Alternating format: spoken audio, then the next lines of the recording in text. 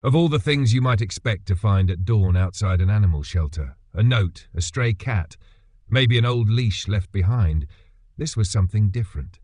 There was no scratching, no barking, no cries for help, just a torn cardboard box sitting motionless near the front gates, damp from the early morning dew and almost easy to miss. A volunteer arriving for the morning shift noticed it only by chance. She paused, her breath visible in the chill air, staring at the box as if somehow it was holding its breath too. There was no note, no sign of movement, no sound. But something about the stillness drew her in. She approached slowly, her heartbeat quickening with every step. 100 possibilities ran through her mind. Dead kittens? Abandoned puppies? Worse? When she reached the box, she hesitated. Her hand hovered over the soft, soggy cardboard flap, fingers trembling. Then she lifted it. What she saw stole her breath. Curled together, barely breathing, lay two tiny creatures. One was a bobcat kitten, its fur matted and damp. The other a golden Labrador puppy, no more than 5 weeks old. They were huddled so tightly together it was hard to tell where one ended and the other began. The pup's head was tucked beneath the kitten's chin, and one of the kitten's small paws draped over the puppy's back like a makeshift blanket. They weren't crying. They weren't even awake. Just two small bodies pressed close, trembling in the cold morning light, somehow still alive. The volunteer knelt down, not moving, afraid that any sudden gesture might disturb the fragile balance of life in front of her. Her heart broke quietly in her chest. She gently reached into the box and touched them. They didn't stir. Their fur was cold, damp and thin. No collars, no tags, no sign of a mother, either human or animal. Just silence, just breath. The staff rushed out with heated towels and a gurney. As the two animals were carefully lifted from the box and wrapped in warmth, the sun began to rise behind them. Lights spilled over the shelter's parking lot like a promise of survival, of second chances. Inside the shelter, things moved quickly. Vital signs were checked. Fluids were administered. Blankets were warmed in microwaves. The routine of emergency intake began. But something about this pair made everyone slow down just a little, speak a little softer. No one knew who had left them there or how they had ended up together. A wild animal and a domestic puppy, born into different worlds, now clinging to each other like twins. It didn't make sense. The Labrador puppy was weak. One of his front legs was swollen badly, possibly broken, definitely painful. The bobcat kitten was in even worse condition. Frostbite had begun to set in on her ears and paw pads. Her skin was dry and pale from dehydration. They had been out there for hours, maybe longer. But they were alive, and more than that, together. The shelter had strict protocols for dealing with wild animals. Any bobcat, no matter how small, would typically be isolated, quarantined, reported to wildlife authorities. But there was something about these two that made everyone hesitate. Then came the moment that changed everything. One of the veterinarians gently lifted the puppy just to scan his injured leg. It should have been a standard step in a routine intake, but the reaction that followed stopped everyone cold.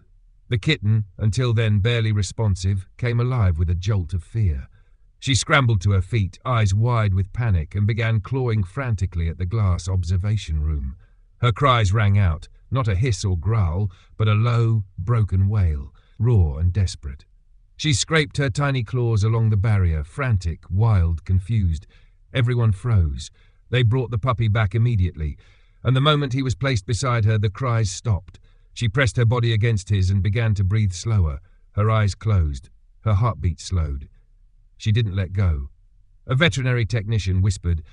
She looked at him like he was the only thing she's ever known. No one spoke for a long while. That night, the staff worked overtime. They took turns monitoring vitals, adjusting heating pads, offering soft foods and formula. But neither the kitten nor the puppy responded unless the other was near. Their breathing was synced, their sleep deeper together than apart. It was as if they had become a single being, one heart beating in two fragile bodies.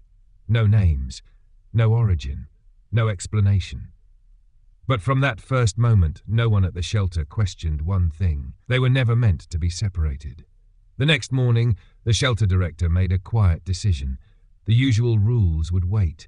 These two would be treated together, as a bonded pair, a bobcat and a puppy, together, and so began a story that none of them would ever forget.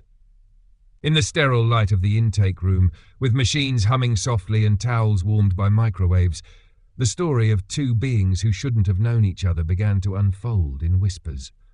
Not just among the volunteers and vet techs, but in the quiet glances exchanged every time someone watched the Bobcat kitten and the Labrador pup breathe together, like a single, fragile rhythm holding on to life.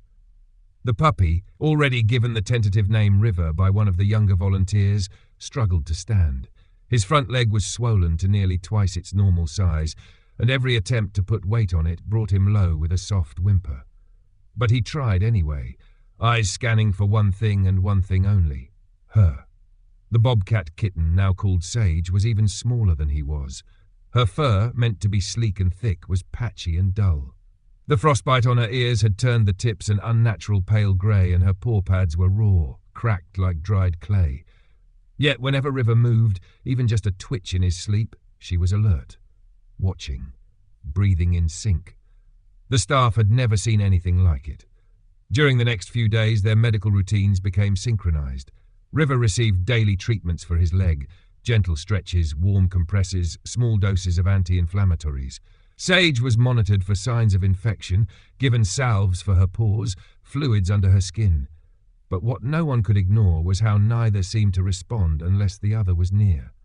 When Sage was taken alone to the medical bay for even a short procedure, River's cries echoed down the corridor. They weren't angry or loud. They were high-pitched, aching, filled with longing. The kind of sound that makes you want to fix something, anything, even if you don't know what's broken. Likewise, if River was moved for x-rays or evaluation, Sage paced her kennel, eyes locked on the last place he had been. She didn't snarl or scratch. She simply waited. Her entire body a tense, still question mark. Eventually, the volunteers gave up on separating them. It became easier, emotionally and practically, to care for them side by side. They shared a crate, padded with soft blankets and heated discs. They were bottle-fed just inches apart. When one shifted, the other adjusted. At night, Sage would curl herself protectively along River's spine, her tiny frame forming a barrier between him and the world. But this wasn't just comfort. This was something deeper, something primal. River, for all his domestic breeding, had no mother, no siblings, no one to teach him how to be gentle, how to bond. And Sage, born wild, born alone, wasn't supposed to seek out companionship. Yet they didn't just tolerate each other. They needed each other. There was a moment, 3 days after they arrived, that made even the toughest staffer stop in their tracks. Sage had been returned from her exam, slightly groggy from a mild sedative. She was laid carefully on a warm blanket beside River, who had been waiting, restless, eyes glued to the door for over 20 minutes. As soon as she was set down, River dragged himself forward, ignoring the pain in his injured leg. He nudged his nose under her chin and let out a soft exhale, as if to say, "You're here now." Sage didn't move, but her tail flicked once. Then her paw stretched out, slowly, deliberately, and came to rest on his shoulder. The vet tech watching from the doorway didn't speak. She didn't need to. From that point on, the staff didn't just adapt the medical routine. They changed their understanding entirely. This wasn't an anomaly. This was a partnership. They weren't surviving despite their differences. They were surviving because of them. And so the protocols softened. The schedules shifted. They played together in their crate, gently, tentatively. River would tug a corner of a fleece blanket and Sage would pounce with all the grace of a creature born to hunt, but never with claws out. Never rough. Just play. Just joy. When volunteers carried them out to the small rehabilitation yard for sun and fresh air, they stayed close.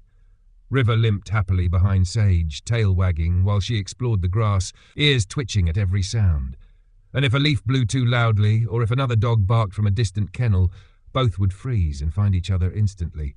Safety, it seemed, wasn't a place. It was a presence. Sage was not fearful of the staff, not in the way most wild animals were. She was cautious, yes, but never hostile. She would let volunteers approach if River was near. She would take a treat or nuzzle a hand if he did first. It was as though her instincts, so sharp, so ancient, softened around him, and River, for his part, refused to thrive without her.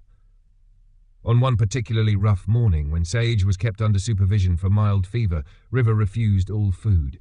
Not even warmed chicken or peanut butter could tempt him. He curled into a ball on the edge of his bed and stared at the door, waiting.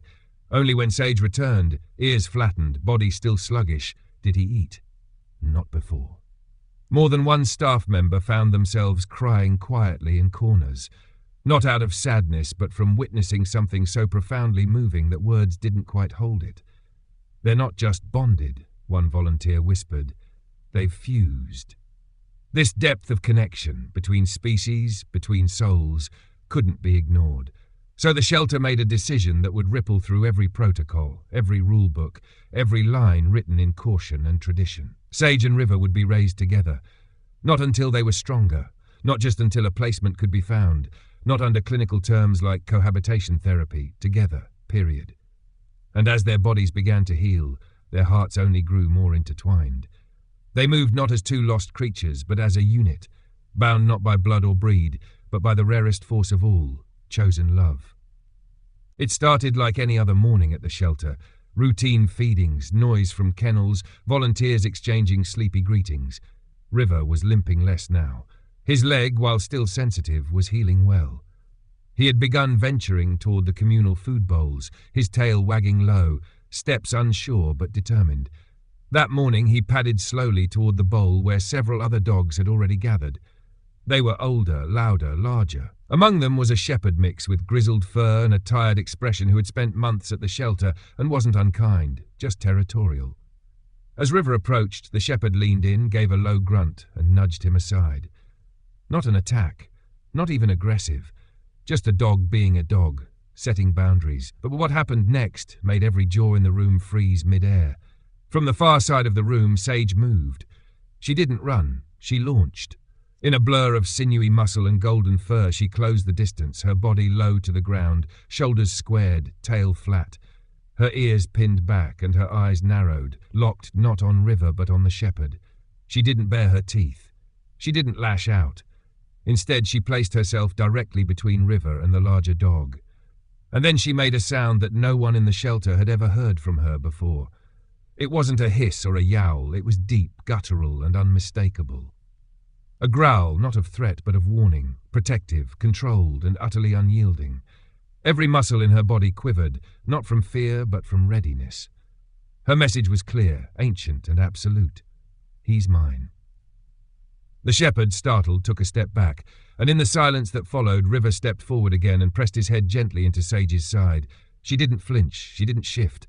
She simply stood, statue still, eyes steady, her body forming a shield between him and everything else. No one dared to intervene. One of the volunteers, watching from behind a kennel gate, whispered, "That's not instinct, that's love." And from that moment forward, everything changed. Sage was no longer seen merely as a rescue, or a wild animal temporarily in human care. She became something else entirely, guardian, protector, soul-bonded sister. Her actions weren't driven by survival, but by fierce devotion. She wasn't defending territory. She was defending a heart. The staff began to witness more of these moments, subtle, powerful, irrefutable. During playtime, River would bound toward her in his clumsy, lopsided gait, and she'd leap over him with elegance and joy, turning mid-air to land beside him. They chased shadows together. They tugged at blankets, nipped at each other's ears, tumbled like siblings who'd grown up together. And when their energy faded, they curled into one another with the ease of a ritual practiced 1,000 times. One evening, just before lights out, a volunteer named April stayed a little longer. She sat cross-legged on the floor outside their enclosure, watching them settle. Sage circled twice before lying down beside River, whose eyes were already drooping with sleep. As she rested her head, he stirred, lifted his snout and licked her cheek once. Softly, deliberately. Then he let out a long sigh and closed his eyes. April didn't move. She reached quietly for her phone and pressed record. Sage's eyes drifted shut. River exhaled again. They fell asleep nose to nose, breathing in tandem like two branches from the same tree. April posted the video later that night with a caption that read, "We don't know how they found each other, but we know one thing. No one should ever separate them." By the time the sun rose, the video had gone viral. Millions of views, tens of thousands of comments, messages flooded in from around the world. "This is the most beautiful thing I've ever seen. I didn't know I needed this today. I cried and I don't know why. How can I help?" Letters arrived at the shelter. Care packages, donations, handwritten notes from schoolchildren. A couple drove 3 hours just to ask, "Is it true? Is the Bobcat really raising the puppy?" The volunteers smiled and answered with quiet certainty, "No. They're raising each other." But it wasn't just the internet that was moved. Sage began to change, subtly, then profoundly.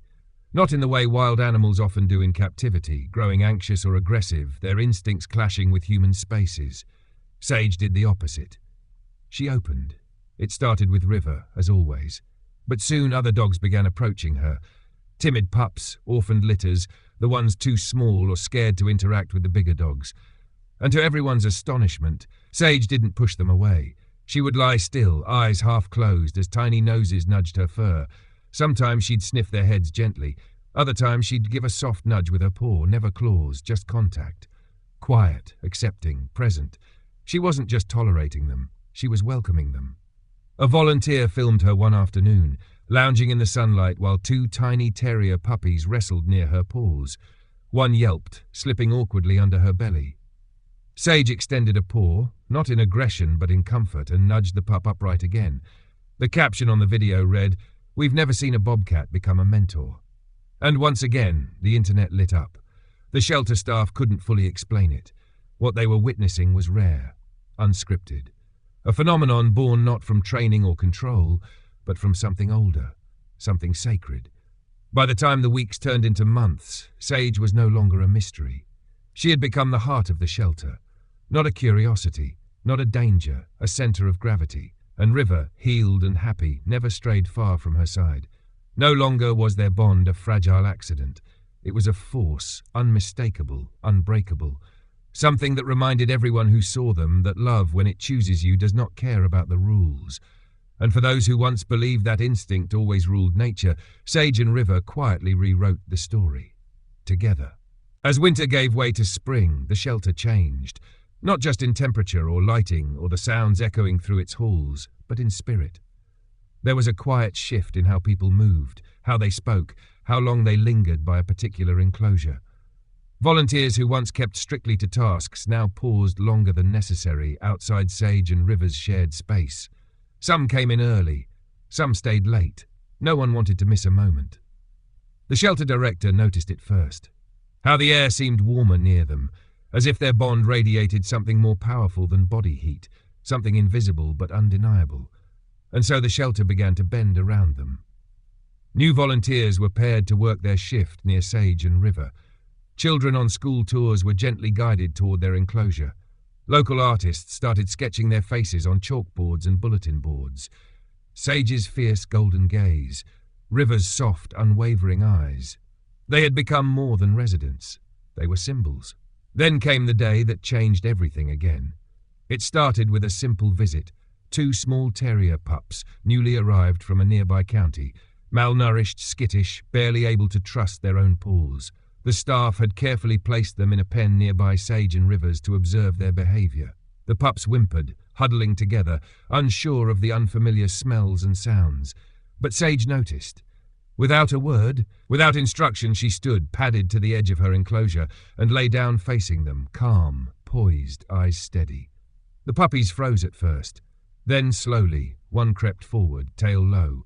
The other followed.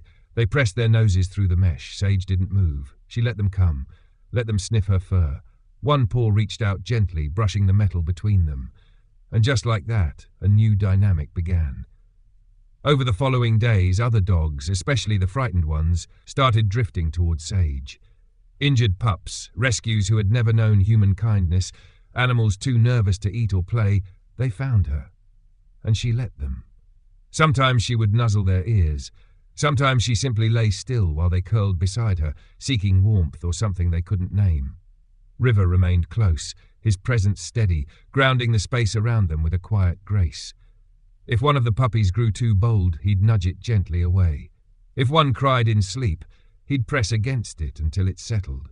They were, without trying, creating something extraordinary. The staff couldn't stop filming. Clips of Sage surrounded by a cluster of tiny rescues. River gently pulling a blanket over a shivering pup. The 2 of them lying in a patch of sun, breathing slowly, while a trio of chihuahuas slept between their legs. One video showed a girl, no more than 7, peeking into their room during a school visit. She had kept her distance all day, hiding behind her teacher, eyes wide with quiet sadness. When she saw Sage, she stopped. River walked to the glass first, slowly, carefully. He sat, tail wagging once, and waited. The girl didn't move. Then Sage appeared behind him, her face near the glass. Still. Present. A beat passed. The girl stepped forward and pressed her hand against the window. River mirrored her. So did Sage. The girl smiled. The clip was 11 seconds long. It was shared over 4 million times. And the comments poured in. My daughter has autism. This made her cry. I lost my dog last week. Watching this healed something in me. I didn't believe in good things anymore. Then I saw this. The shelter's inbox flooded. Donations arrived in boxes and bags, blankets, toys, treats. A small school in Montana mailed handmade collars with beaded names, Sage and River. A group of retired veterans sent hand-knitted bedding with notes like, "For two who reminded us what loyalty means." The most surprising change wasn't from outside. It was within. Volunteers began to talk about things they hadn't before, about grief, loneliness, the quiet ache of feeling disconnected. And somehow, in the presence of a bobcat and a Labrador, those conversations felt safe. A single mom who had never worked with animals asked to take extra shifts. A teenage boy with social anxiety started walking dogs on weekends. A man in his 70s who'd never stepped foot in a shelter before brought in homemade treats every Thursday with a simple explanation. They gave me something to look forward to. And all of them, every visitor, every volunteer, gravitated to the same room. Sage had grown. Her coat, once dull, now gleamed with healthy sheen. Her stride was confident, graceful. When she moved, other animals gave her space, not out of fear but respect. She no longer crouched in corners. She climbed to higher ledges, looked out windows, watched birds in the distance, but she always returned to River. River, now fully healed, walked with a strength that matched his spirit. Playful, attentive, quick to learn. He'd nudge open doors for smaller dogs, fetch toys not for himself, but to bring them to others. If a dog barked too loudly near Sage, he'd step between them, his body calm but clear. They had become more than a pair. They were a presence. And then came the question no one wanted to ask, but everyone had to. What happens next? River was, by all standards, adoptable, healthy, social, affectionate. Families had already inquired, some even offered to take both. But the idea of separating them, even with the best of intentions, felt like trying to unweave a single thread from a tightly spun fabric. And Sage, she was still wild. Legally, she couldn't be adopted. Protocol dictated she be transferred to a rehabilitation program, one that would prepare her for release into protected wilderness. A process that, by necessity, would mean isolation. The staff stalled. They postponed decisions, delayed paperwork, hoped for an answer that might somehow honor what they had all witnessed. But as spring deepened and Sage grew stronger, the question pressed harder. They couldn't keep her forever. And yet, the idea of taking River from her, of removing the one constant in her life, was unbearable. They had survived abandonment, healed through presence, transformed a shelter. What would happen if they were torn apart? The staff didn't know it yet, but the answer was already on its way. And it would change not just Sage and River's future, but the very meaning of what love can look like. All they had to do now was listen and trust. When the decision finally came, it arrived not with drama, but with a quiet inevitability that no one had the heart to fight. It was time. River, healthy and strong, was ready for a home, a family, a life outside of shelter walls. He had everything anyone could want in a companion. Gentle eyes, a playful spirit, loyalty that ran deeper than blood. Any family would be lucky to have him. And Sage, larger now, alert and unmistakably wild, had outgrown the safety of the shelter. The Wildlife Rehabilitation Center nearby had offered space in their protected enclosure for her. It was designed for creatures like her, room to roam, trees to climb, the scent of pine and dirt in the air. It was the next step toward what everyone called release. But no one said the word goodbye. They wouldn't say it. Instead, they called it a transition. A temporary separation just for a few hours each day. River in one wing of the shelter.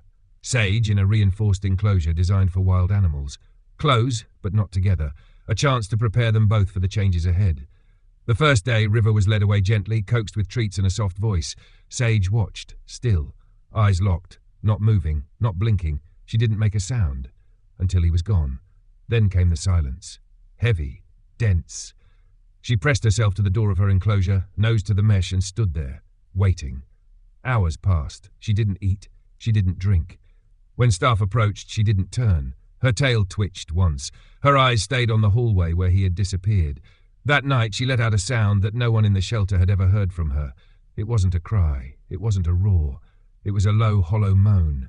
Long, drawn out, filled with something too old for words. It rattled the vents. It chilled the air. It made people stop in their tracks, hearts clenched in their chests.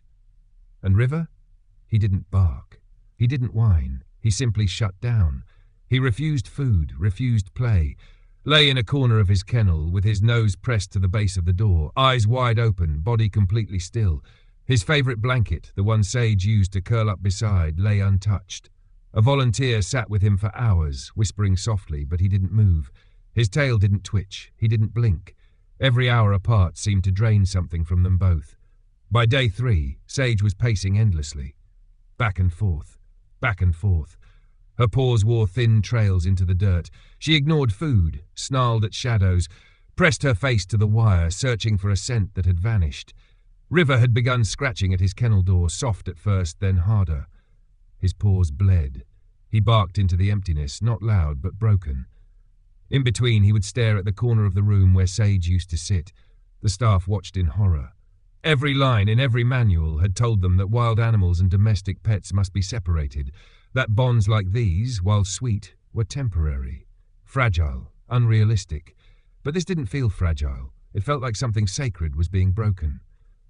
One staff member said it aloud, finally. Every time we pull them apart, it feels like we're tearing something inside them, like we're undoing everything they've become. They had survived because they had each other. They had grown because they had been allowed to stay together. And now, with every hour apart, they were retreating. Not into wildness, not into instinct, into grief. So the staff did something they hadn't done before.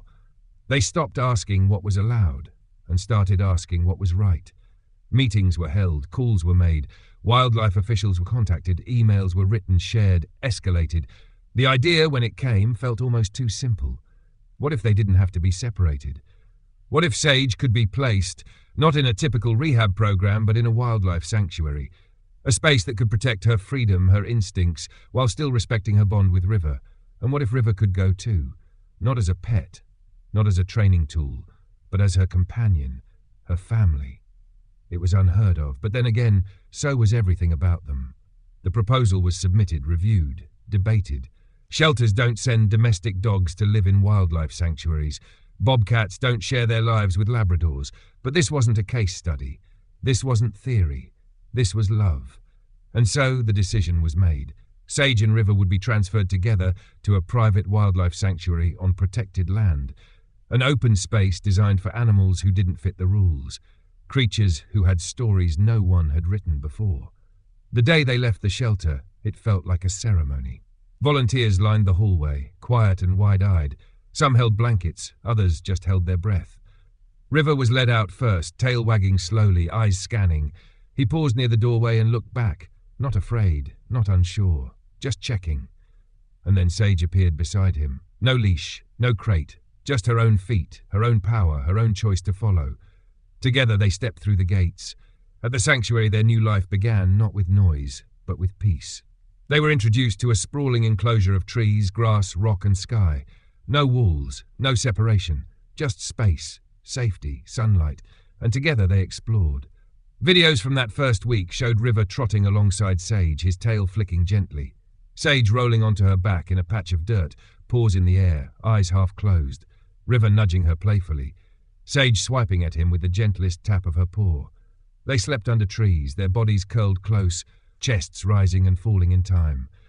And for everyone who had watched them from the start, from that torn cardboard box at dawn to this golden sanctuary in the trees, there was one overwhelming feeling.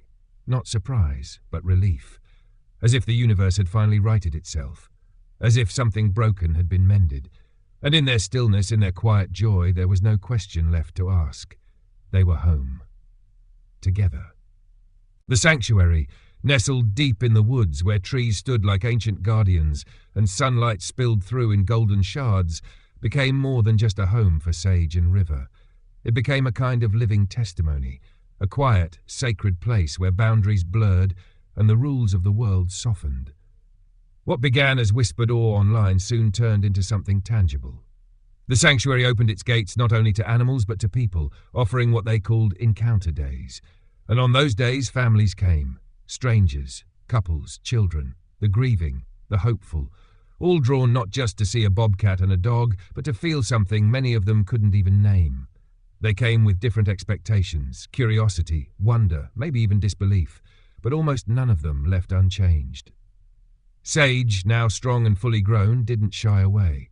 She didn't growl or retreat. She stepped forward, always a few paces behind River, regal, grounded, her wildness intact but never threatening.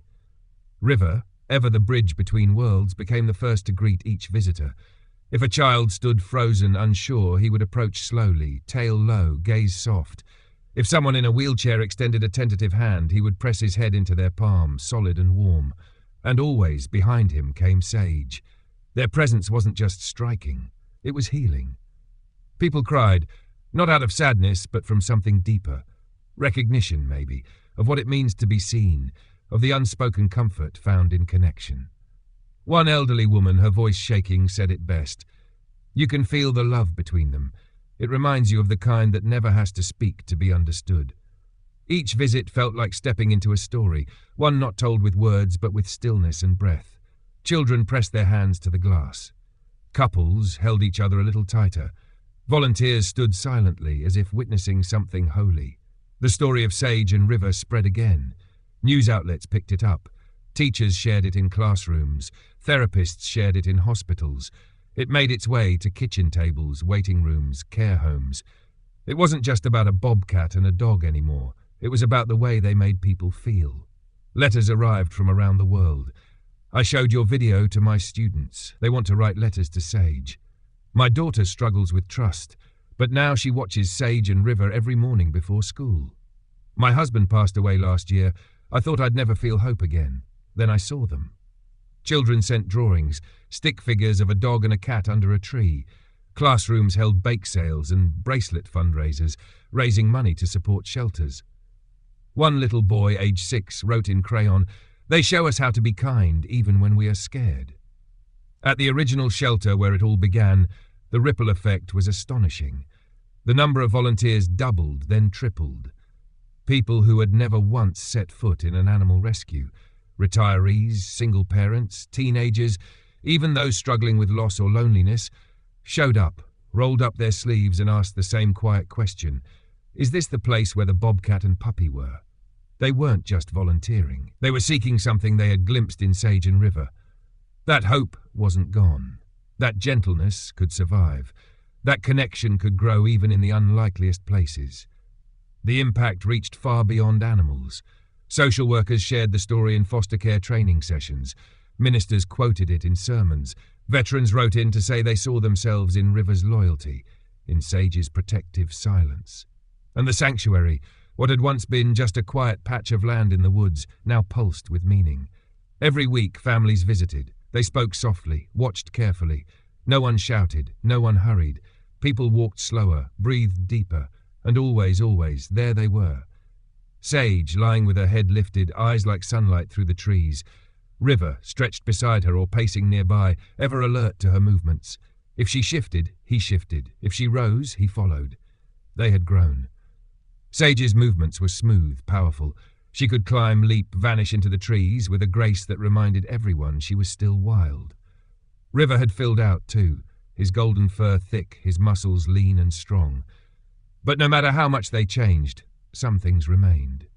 At night, when the sun dipped low and the stars began to blink through the branches, the sanctuary would fall quiet, the visitors gone, the staff winding down. And if you stood very still, just beyond the trees, you could sometimes see them, curled together beneath the open sky, nose to fur, chest to chest, as if no time had passed at all. No one ever discovered who left them in that box, weather-stained, silent, abandoned. No note, no clue, just two lives placed in a space barely big enough to breathe. a puppy and a bobcat, born into a world that never planned for them to meet. But maybe that's the point. Maybe they weren't supposed to find each other. Maybe they were meant to save each other, to remind the rest of us that sometimes love appears in the most unexpected forms, that loyalty knows no species, that connection, real, deep, transformative connection, can happen even when the world says it shouldn't. Because when River and Sage were found, they weren't just clinging to life. They were clinging to each other. And what grew from that moment wasn't just survival. It was devotion. It was grace. It was proof that the gentlest miracles don't need fanfare or headlines. Sometimes they come in silence, in stillness, in fur against fur in the dark. So many people ask now, what's the lesson? Maybe it's this, that even in the coldest nights, the deepest wounds, the longest odds, love finds a way. Sometimes fate leaves a torn cardboard box at your door, and inside it is a chance to believe again, to begin again, to become something better. And sometimes, if you're lucky, that chance looks like a bobcat and a puppy, breathing as one under the stars.